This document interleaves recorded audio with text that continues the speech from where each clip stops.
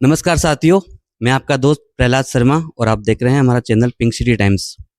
साथियों, तो जो हमारा कार्यक्रम है राजस्थान रिबाता, उस कार्यक्रम में आज हमारे साथ विशेष मेहमान जुड़े हैं जो जिनका परिचय के कोई मोहताज नहीं है, ये स्वयं अपने आप में परिचय हैं।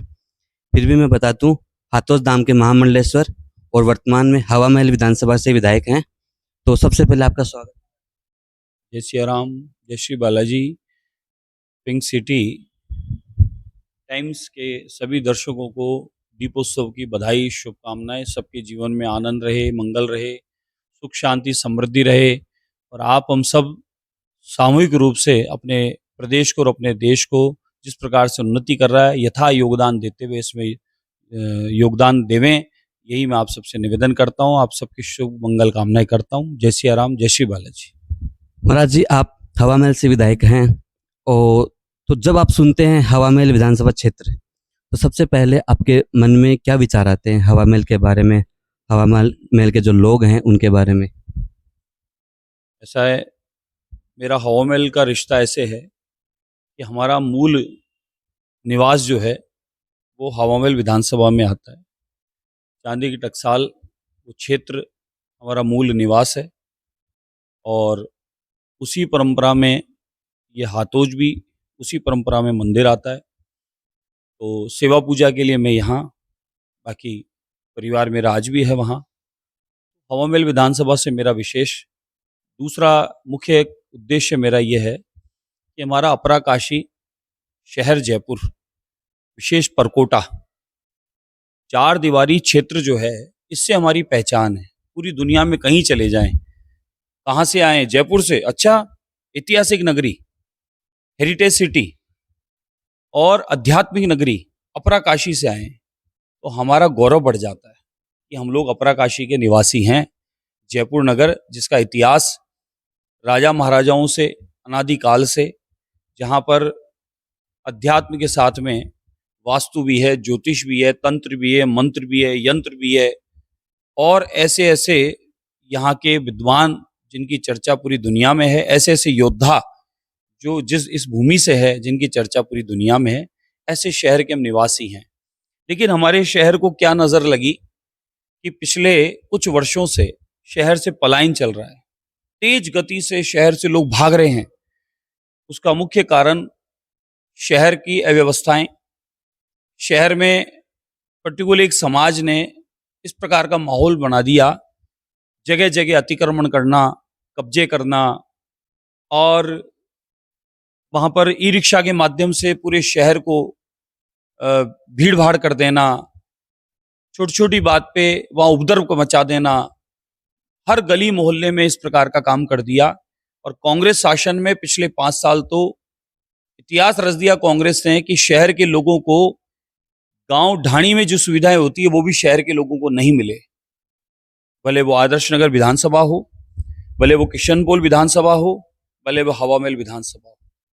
हमारे इस परकोटे को अगर आज भी पानी के लिए जूझना पड़ रहा है, राजा महाराजाओं ने ऐतिहासिक काम किए, वहां राजाओं के समय में काम हुए, आदरणीय भैरव सिंह श्री शेखावत साहब के समय काम हुए, उजला अरोड़ा जी के समय काम हुए, पंडित भंवरलाल शर्मा साहब ने एक ऐतिहासिक काम किए, गिरधारलाल भार्गव साहब ने ऐतिहासिक काम किए। लेकिन ये कांग्रेस ने आते ही सारे विकास कार्यों को रोककर पर्टिकुलर तुष्टीकरण की राजनीति करने के लिए एक वर्ग को कब्जे कराना, उनके लिए सुविधाएं उपलब्ध कराना और सनातनियों के पानी के कनेक्शन काट देना, उनकी सुविधाओं को अभाव कर देना ताकि माहौल खराब हो और वहां से बहुसंख्य समाज के लोग खाली करें और चले जाएं। और ऐसा वर्ग जो वहां पर अतिक्रमण करके माहौल खराब करना चाहे, ऐसा माहौल कर दिया। इन बातों को मैं आज से नहीं, पिछले 8-10 साल से, 8-10 साल पहले भी मैं जयसिंहपुरा खोर, दिल्ली रोड और शहर के अनगिनत स्थानों को लेकर मैं गया था। सोशल मीडिया का जमाना नहीं था, लाइव दिखा नहीं पाए थे, लेकिन हम लोग उस समय भी जाते थे कि यहाँ पर प्राचीन मंदिर था, यहाँ पर बगीची थी, यहाँ बावड़ी थी, ये नाथ जी की बगीची थी, ये रैगनों की बगीची थी, ये फलानी बगीची थी। इन बातों को ले लेकर, उन सारी बगीचियों को लेकर, मंदिरों को लेकर, बावड़ियों को, कुओं को, पुराने चौकों को लेकर मैं बराबर जाता रहा हूँ और ये बात उठाता रहा हूँ कि सनातनियों के स्थान पर ये कब्जा किया जा रहा है, इनको तोड़ा जा रहा है, मंदिरों को खंडित किया जा रहा है, हमारे आस्था के केंद्रों को खराब करने का पूरा षड्यंत्र रचा जा रहा है। और उसी का प्रमाण था कि मैंने इतने मंदिर खोजे कि आज अनगिनत खंडित मूर्तियां हमने इकट्ठी की है। उन मंदिरों को सारा सबका डाटा इकट्ठा किया है। अब उनको जीर्णोद्धार भी कराएंगे, पुनः भगवान की प्रतिष्ठा भी कराएंगे। और जिस प्रकार से वहां अतिक्रमण कर लिया गया, वन विभाग पर, नगर निगम की जमीन पर, जेडी की जमीन पर, सरकारी भूमियों पर कब्जा कर करके, पहाड़ों को खत्म करके कब्जा कर लिया गया है, उनको भी कानून नियम विधि के माध्यम से खाली कराएंगे। और पुनः सरकार के जिस नाम से वो खसरा बोल रहा है, जिस डिपार्टमेंट के, उसके वापस वहीं लगेगा। और जिस प्रकार के कांग्रेस काल में अनैतिक काम हुए हैं, वो धीरे धीरे सारे समाप्त होंगे। तो परकोटे में जाने के पीछे एक ही रीजन था कि हमारे परकोटे को ऑक्सीजन चाहिए था। परकोटे की स्थितियां घुटने की सी हो गई थी। परकोटे में माहौल बिगाड़ दिया गया था और परकोटे में सुविधाओं का अभाव कर दिया गया था और व्यापार खत्म कर दिया गया था। इसलिए परकोटे में हमें आना था। परकोटे में आने के पश्चात हमने ट्रैफिक पर भी नियंत्रण पाया है, अपराधियों पर भी नियंत्रण पा रहे हैं। धीरे धीरे वहां पर चलते हुए जो चैनें टूटती थी, वो शिकायतें बंद हो गई। माताओं बहनों के साथ में अभद्र व्यवहार हो जाता, तो धीरे धीरे कम हो गया। अब हमारी धार्मिक नगरी शहर और पर्यटन नगरी जयपुर शहर, उसमें पुनः रौनक लौटने लगी है। माहौल परिवर्तन होने लगा है, पर्यटन भी आने लगा है, व्यापार में भी वृद्धि हुई है। तो इस बार धीरे धीरे परिवर्तन आया है। भी प्रथम वर्ष है, आप देखें आने वाले 5 साल जो सरकार के रहेंगे, उसमें ऐसे काम कर जाएंगे कि ये 50 साल तक भी लगातार ये काम चलते रहेंगे। महाराज, आपने हवा महल के बारे में अपना दृष्टिकोण जो बताया, उसके लिए धन्यवाद। एक और अभी लेटेस्ट में इमामबाड़े का जो प्रकरण चल रहा है, उसके बारे में क्या प्रकरण है? अलग अलग लोगों के कयास लगाए जा रहे हैं कि दादागिरी हो रही है, विधायक को अपने मतलब जो क्षेत्र है उसके बाहर जाके काम नहीं करना चाहिए वगैरह वगैरह। उसके ऊपर आप क्या कहना? विधायक क्षेत्र है वो, बाहर कौन सा है? मेरी विधानसभा है। मेरी विधानसभा में कोई कैसे कब्जा करने दूंगा आके? कोई लखनऊ से आ रहा है, कोई कहां से आ रहा है, कोई कहां से आ रहा है। 14 बीघा जमीन है, 266 नंबर का खसरा है और जमीन बोल रही है जेडीए के नाम। और कोई इमामबाड़ा नहीं है। वो पहले राजा बदन का महल था। जाट राजा हुए थे सूरजमल जी। सूरजमल जी ने, राजा ने अपने सेनापति को वह महल और वहां की जागीर प्रदान की थी, तिलक करके। इतिहास में लिखा है इसका, पूरे पत्र पत्रिकाओं में लिखा है इसका, प्राचीन सब हमारे पोथीखाना में लिखा उसका। भास्कर पत्रिका, इतने बड़े बड़े पेपर में ये लेख कई बार आ चुका है कि ये राजा बदन सिंह का महल है और उसकी ये पूरी भूमि है और ये बांस बदन पूरा क्षेत्र राजा बदन का बसाया हुआ है। कैसे, कौन से नवाब साहब आ गए? कब आए थे नवाब साहब? क्या करने आए थे नवाब साहब? यहाँ पर कोई अतिक्रमण नहीं होने देंगे, कोई कब्जे नहीं होने देंगे। वक्फ बोर्ड के नाम पे लैंड जिहाद चल रहा है, पूरी भारत में चल रहा है। पूरी भारत में जगह जगह बोर्ड लगाओ, कब्जा करो। कागज है नहीं, खसरा 266 बोल रहा है जेडीए के नाम। महल है प्राचीन, ऊपर चित्रकारी पे भगवान की पेंटिंग्स बनी है, उस पर कड़ी रंग पोत दिया गया है, छुपा दिया गया उन पेंटिंग्स को। और वहां पर पूरा परिवार, एक 2-3 परिवार वहां रहकर अंदर कब्जा कर रखे हैं। अगर वो पूर्ण प्रार्थना स्थल है, तो प्रार्थना स्थल पर इस प्रकार से परिवार कैसे निवास कर रहा है? अंदर इतने सारे रसोइयां, बच्चे खेल रहे हैं, भीतर में क्रिकेट खेल रहे हैं, सब हो रहा है अंदर। ये 14 बीघा जमीन पर कब्जा करने का प्रयास है और जगह जगह वक्फ बोर्ड के बोर्ड लगाकर कब्जे करने का प्रयास है। इसी प्रकार से आमेर के पास में दिल्ली रोड पे, ईदगाह पे, करबला पे अनगिनत जमीनें बोर्ड लगा लगा के कब्जा करके ये आपस में कमेटी बनाते हैं। 1000-2500 गज के पट्टे बनाकर खुद के नाम उपयोग में लेते हैं, जमीनों को बेचान कर देते हैं। ऐसे कांड कई बार आ चुके हैं, आगे आने वाले समय में भी बता देंगे। लेकिन हम लोग इस प्रकार से कब्जे हमारी भूमियों पर नहीं होने देंगे। और कब्जाधारियों सोच लें, विचार कर लें कि अब इस प्रकार के कब्जे कर चुके हो, वो भी खाली होंगे और अब ये कब्जे आगे नहीं होने देंगे। महाराज जी, एक विशेष वर्ग है आपके चाहने वालों में से, जो विशेष तरीके से आपको चाहता है।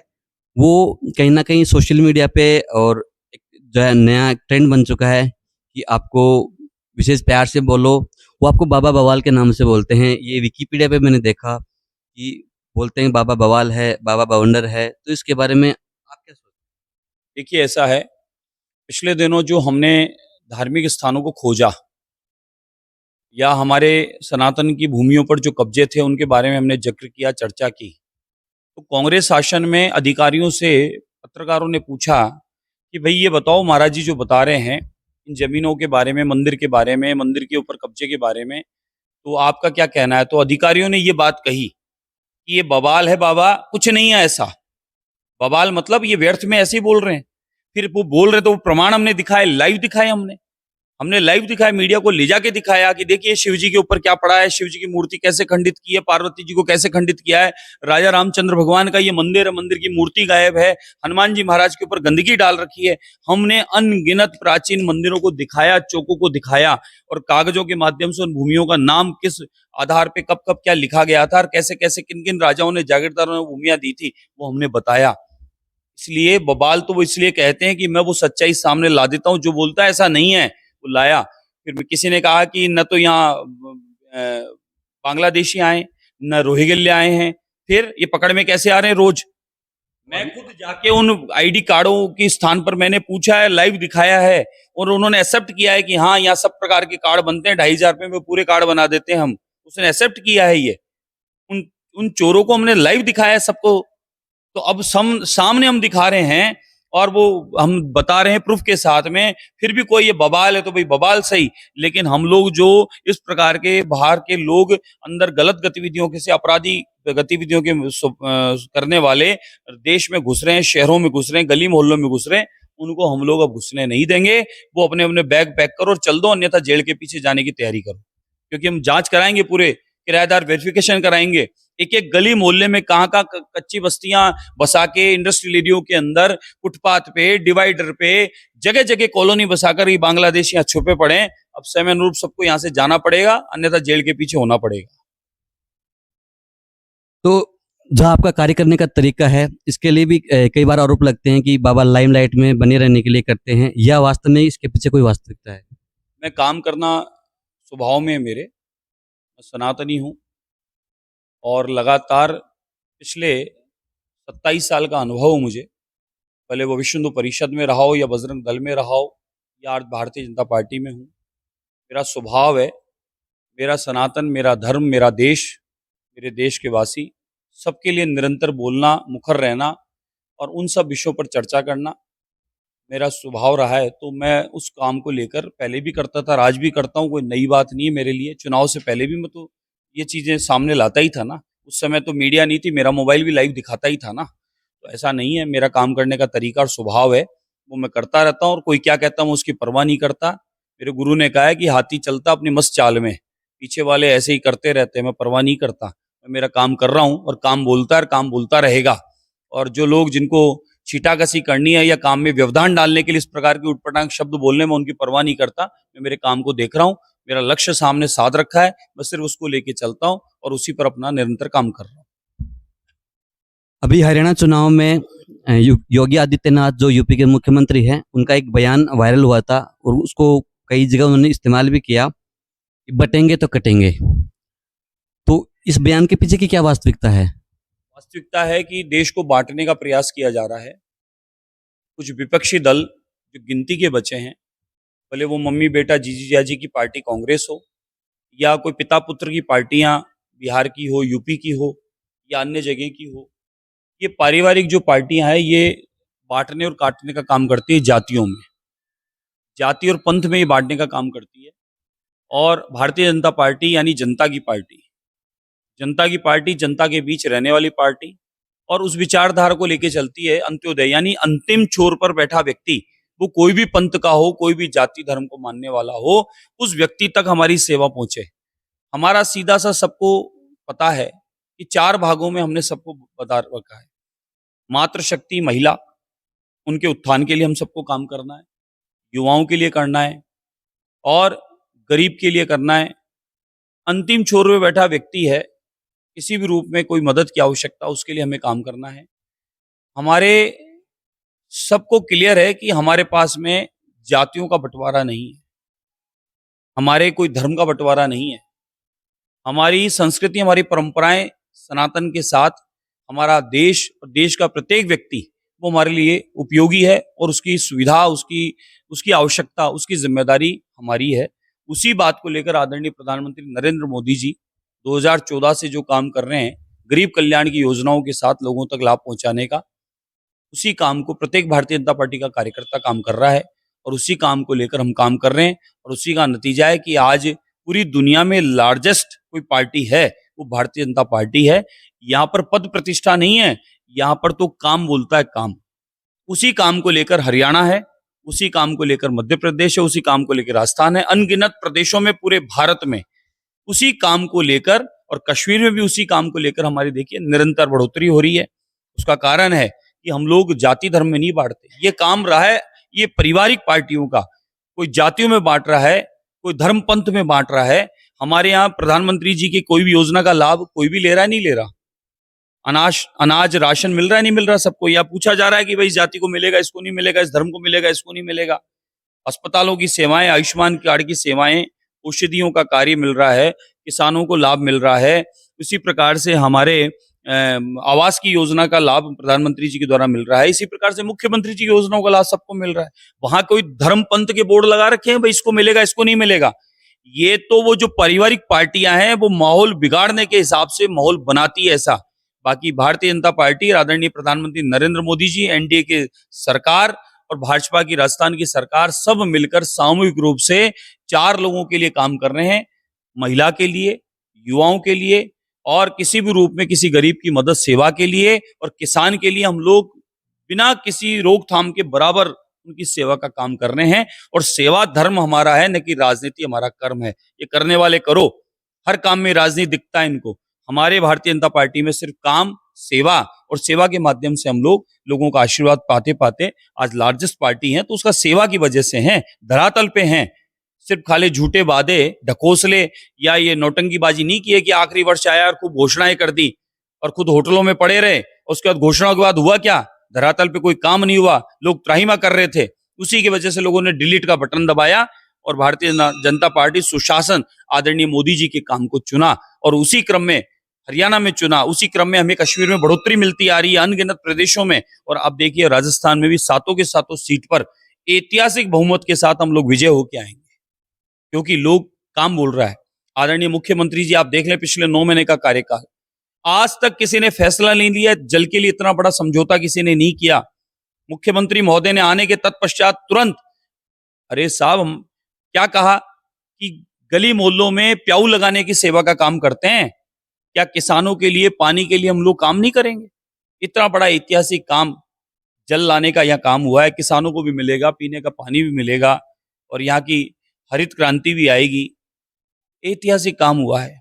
इसी प्रकार से यहाँ देखिए आप, माफियाओं का राज था, अनगिनत माफिया थे। पहले वो पेपर लीक माफिया थे, साइबर माफिया थे, पता नहीं वसूली वाले माफिया थे। मुख्यमंत्री जी ने आने के तुरंत बाद जो कंट्रोल किया है, अब देखिए माफिया गायब हो गए। कुछ जेलों के अंदर चले गए, कुछ बोरिया बिस्तर बांध के अपने अपने घर भाग गए जहां से वो आए थे अपराधी। और विकास के कार्य भी, कितना बड़ा विजन है राइजिंग राजस्थान, कितना बड़ा विजन है। अरबों खरबों का यहाँ बजट आएगा, इंडस्ट्रियां लगेगी, चौओर विकास होगा। और आप देखिए हर वर्ग के लिए काम किया जा रहा है, और इतने सारे रोजगार, नौकरियां एक झटके में 50,000। और आने वाले समय में आप देखें, प्रथम वर्ष में ऐसा काम आज तक हुआ है क्या साहब? इतिहास रचा जा रहा है। विपक्ष खुद इस बात को कह रहा और मान रहा है। तो ये काम बोल रहा है साहब हमारा, उसी काम के आधार पे भी सातों सीट हम लोग ऐतिहासिक बहुमत से विजय होंगे। और ये काम आप देखिएगा कि 5 साल की बात करते हैं, हम 50 साल का काम करके और लगातार अब आते ही रहेंगे। अभी जो वक्फ बोर्ड का नियमन है उसको लेकर के एक बिल केंद्र सरकार ला रही है, उसके बारे में आज ओवैसी साहब ने एक बयान दिया है, असदुद्दीन ओवैसी ने, कि ये इसमें जो नॉन मुस्लिम मेंबर है उनको ऐड किया जा रहा है। उन्होंने कहा कि विशेष रूप से इसमें हिंदुओं को शामिल किया जाएगा। तो इसके ऊपर क्या उन्होंने तीखी प्रतिक्रिया दी? इसके ऊपर बिल्कुल होना ही चाहिए। ये मुस्लिम लॉ बोर्ड और वक्फ बोर्ड खत्म करने चाहिए, गुरुकुल की व्यवस्था वापस करनी चाहिए। ज्यादा से ज्यादा अच्छी शिक्षा मिले, देश की उन्नति में सहभागी सब बने, और वेद वेदांत के माध्यम से हमारे साइंटिस्ट भी बनेंगे, क्योंकि उसमें ऐसा उल्लेख है, उस पर शोध की आवश्यकता है। हमारे प्राचीन जो ग्रंथ है उनको अध्ययन करने की आवश्यकता है, उनमें जो विज्ञान छुपा है उस विज्ञान को पुनः शोध करने की आवश्यकता है।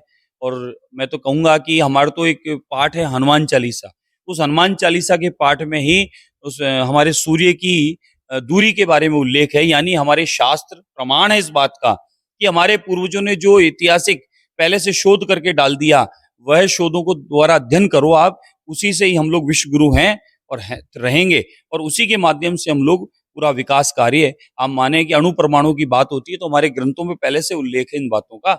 इसलिए मेरा मानना है कि वक्फ बोर्ड के माध्यम से पिछली सरकारों ने मुस्लिम समाज का उत्थान नहीं किया है। कड़वा सच कह रहा हूं मैं, ये मुस्लिम समाज का उत्थान चाहते ही नहीं थे। ये चाहते नहीं थे कि मुस्लिम समाज पढ़े लिखे, नौकरी करे, व्यापारी बने, इनकी तरक्की हो।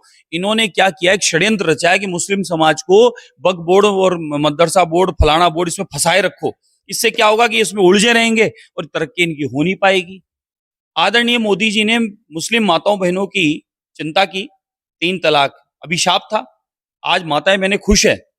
आज मेरी विधानसभा में बहुत सारी माताएं बहनें आज भी आती है शिकायत लेके कि मैं तीसरे नंबर की हूँ, वो चौथी लेने जा रहा है, मैं दूसरे नंबर की, वो तीसरी लेने जा रहा है। अरे क्या आफत आ रही है, क्या आवश्यकता पड़ी है इस प्रकार की ऐसी स्थितियां उत्पन्न करने की? तो माताएं बहनें कहीं ना कहीं सुरक्षित नहीं थी। 3 तलाक की भारी अभिशाप समस्या थी। आज माताएं बहनें खुश और आशीर्वाद देती आदरणीय मोदी जी को।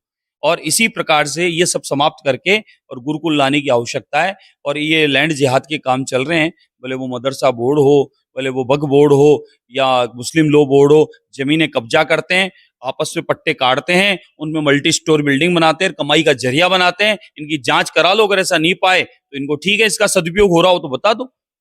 आज कोई ट्रस्ट अगर जमीन लेता है ना, लीज पर लेता है, उसका नियम कायदा है, उसकी लीज देता है या डीएलसी रेट देता है, उसमें गौशाला चलाता है, उसमें गुरुकुल चलाता है, उसमें स्कूल चलाता है, उसमें जन कल्याण के काम करता है, उसमें वृद्धाश्रम चलाता है, उसमें अनाथ आश्रम चलाता है, अनगिनत सेवा के काम होते हैं। मुझे बता दो कोई भी बोर्ड की जमीन में कोई ऐसा सेवा का काम हो रहा हो तो बता दो मुझे, कहीं भी हो रहा हो तो बता दो, चैलेंज के साथ कहता हूं, कहीं नहीं हो रहा।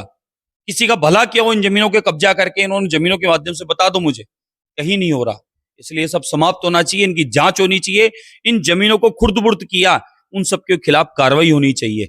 और उसमें क्यों नहीं होना चाहिए हिंदू समाज का व्यक्ति? क्यों नहीं हो सकता? बिल्कुल होना चाहिए।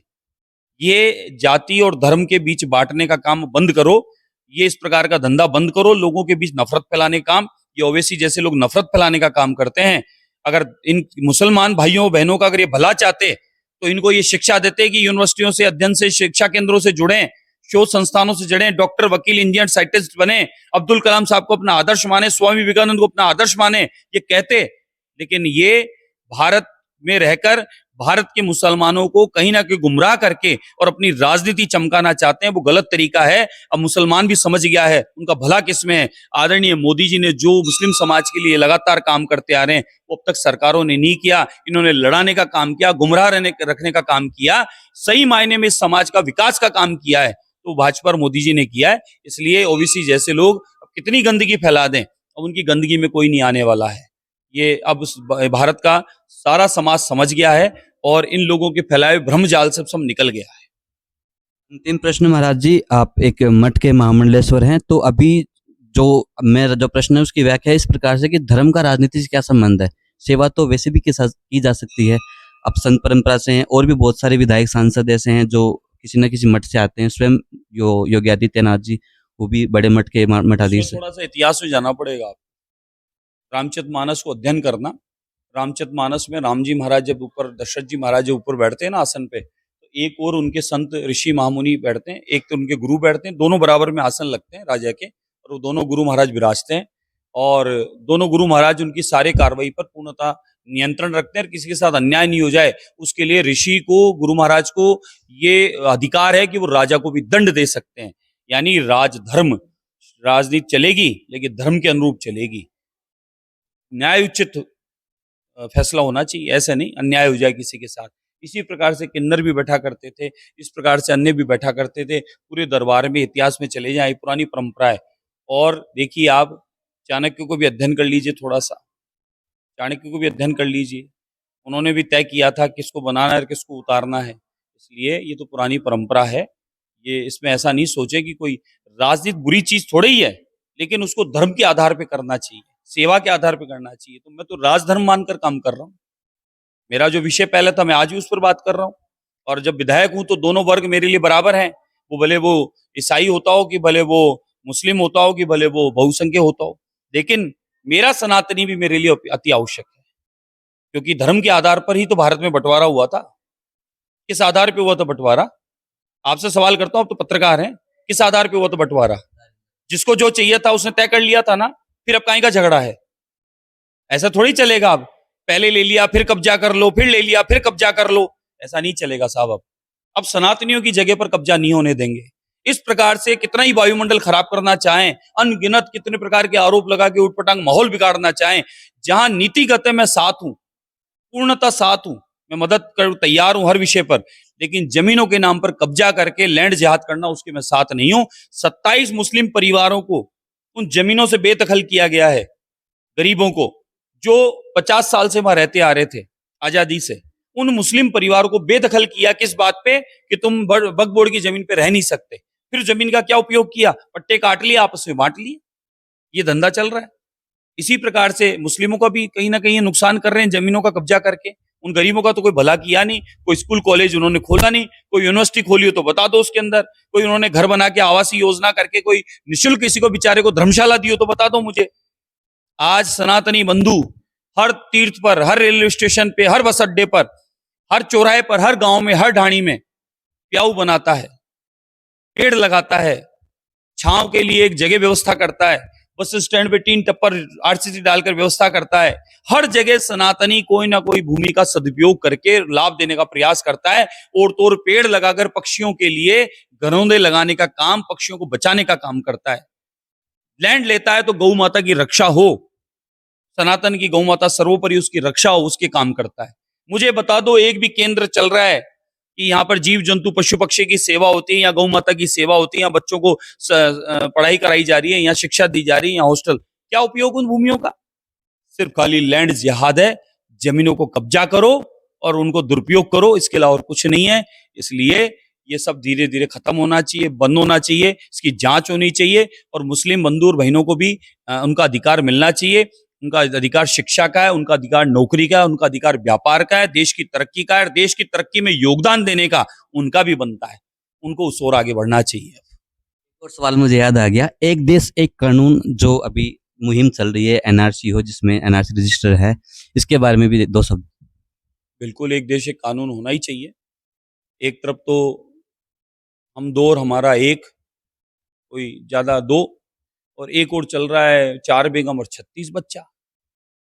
ये उचित थोड़ा ही है, उचित नहीं है। एक देश एक कानून, सबके लिए बराबर होना चाहिए, सुविधाओं का लाभ बराबर मिल रहा है, सरकार की योजनाओं का लाभ बराबर मिल रहा है, सरकार के सारे लाभों को बराबर उपयोग लिया जा रहा है, फिर कानून भी एक होना चाहिए।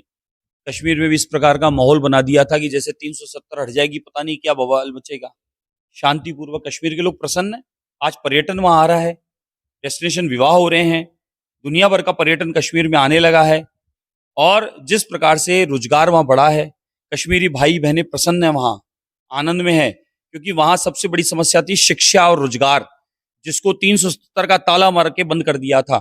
आदरणीय प्रधानमंत्री नरेंद्र मोदी जी ने और अमित शाह जी ने जो काम किया, उसके लिए मैं कोटि कोटि धन्यवाद और साधुवाद देता हूं कि आपकी वजह से आज कश्मीर में, कश्मीर का रहने वाला जनमानस खुल के सांस ले रहा है और खुश है, प्रसन्न है वो, क्योंकि उनका रोजगार बढ़ा है, बच्चे पढ़ने लगे हैं। जो पत्थर और बंदूक हाथ में हुआ करती थी, कलम नहीं होती थी, कलम की जगह बंदूक और पत्थर हुआ करता था, आज बंदूक और पत्थर से कोसों दूर है, और बच्चे वहां के आज अध्ययन कर रहे हैं, शिक्षा में अपना अपना पढ़ाई में योगदान अपना ले रहे हैं, पूरा लाभ ले रहे हैं, और वहां पर चुनाव करने का, वोट डालने का अधिकार भी उनको मिला है, अपनी सरकार चुनने का अधिकार मिला है, सरकारी योजनाओं का पूरा लाभ उन्हें मिल रहा है, वो आज मुक्त हैं, आतंक से मुक्त हैं आज। तो इसलिए यहाँ पर सबको सामूहिक रूप से अब देश के विकास में योगदान देना चाहिए, क्योंकि आप देख लीजिए बांग्लादेश की क्या स्थिति है, पाकिस्तान की क्या स्थिति है, सीरिया की क्या स्थिति है, किस प्रकार का क्या माहौल बनाया। वो माहौल क्या ओवैसी जैसे लोग यहाँ बनाना चाहते हैं? कभी नहीं बनने देंगे, कभी नहीं बनने देंगे ऐसा माहौल। ओवैसी अपने अनगढ़ बयान देकर और यहाँ माहौल खराब करना चाहते हैं, लेकिन ऐसा अब होने नहीं देंगे।